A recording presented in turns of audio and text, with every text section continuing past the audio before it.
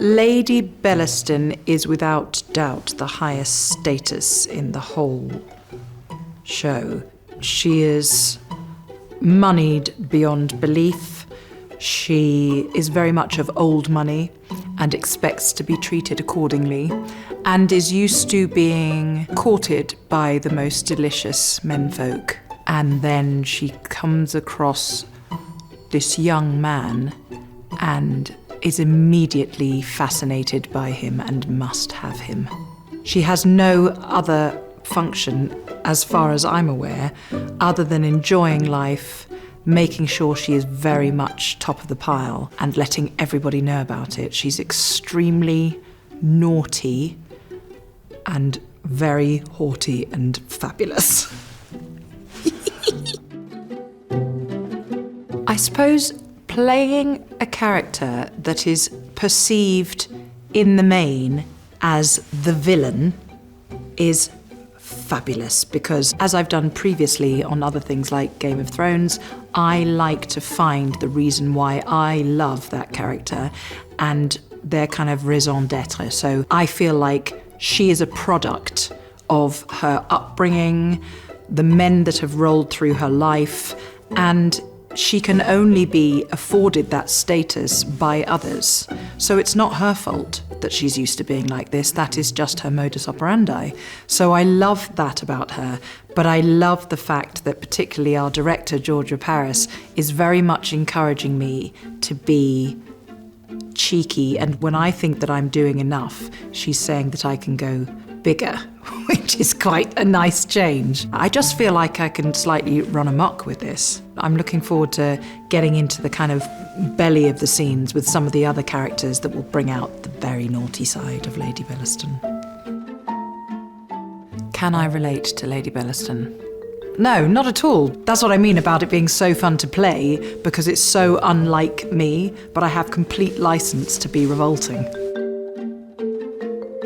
Lady Bellaston's relationship with young Mr. Tom Jones evolves from her hearing about Sapphire Weston's young man that has followed her here.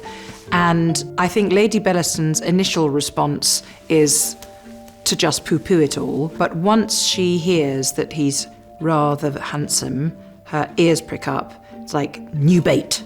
And I think she's very much aware of her age and tipping out of favour with men, hence all the frooey. It's already enough that Sapphire Weston has come along, her niece, and is achingly beautiful effortlessly, and I think that's already riled her massively, that everyone's talking about this beautiful girl, and it's just made Lady Bellaston a bit twitchy. And then this beautiful young man comes in who is more rough and tumble than she's used to being around. He doesn't have a penny to his name, but he affects her. And I think she's not used to that. And I love that element of it, that it just rattles her a bit. And then, of course, she desperately falls for him very quickly and has to navigate her way through that. And that's actually the bit that appealed to me about playing the part, that there could be somebody in all this peacocking finery that has actually, for the first time, had somebody reach into her chest and grab at her heart. I think Lady Bellaston makes the choices that she does because she almost goes into a blind panic.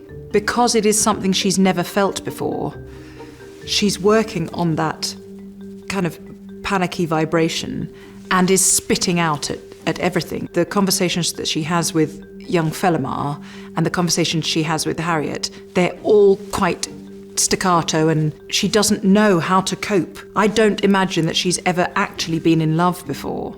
And because it's hit her so quickly as well, and the fact that his attention is so desperately on her bloody niece, it's making her be even more vile than she usually is, because usually she gets things effortlessly.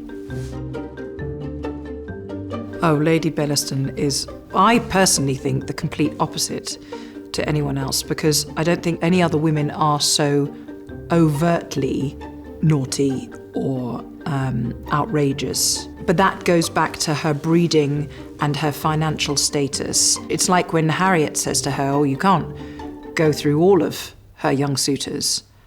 And that is such an insult for somebody to actually question her. You suddenly see the kind of Gorgon come out for a second, because she has lived a life where nobody questions her at all. So for one of these, as Lady Bellaston would see, minion women, to say something like that would be absolutely, how dare you? So she is absolutely top of the pile.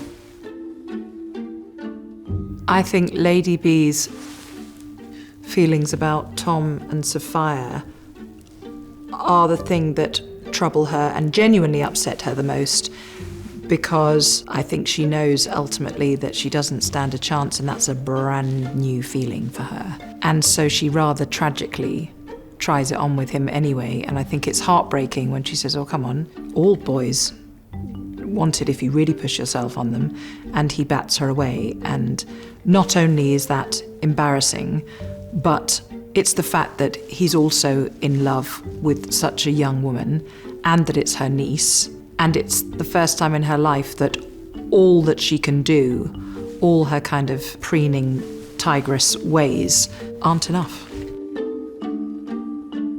Lady Bellaston thinks that love and marriage are complete nonsense. She certainly doesn't want marriage, because of course when Tom sends the letter to her saying, marry me, it's a clutching pearls moment. But I do wonder if she thinks that because it's always just eluded her. The jury's still out on that one for me. And in terms of love, I think it has hit her absolutely between the eyes and makes her feel quite sick, because it's not something she's used to navigating at all. Men are usually in next, you know.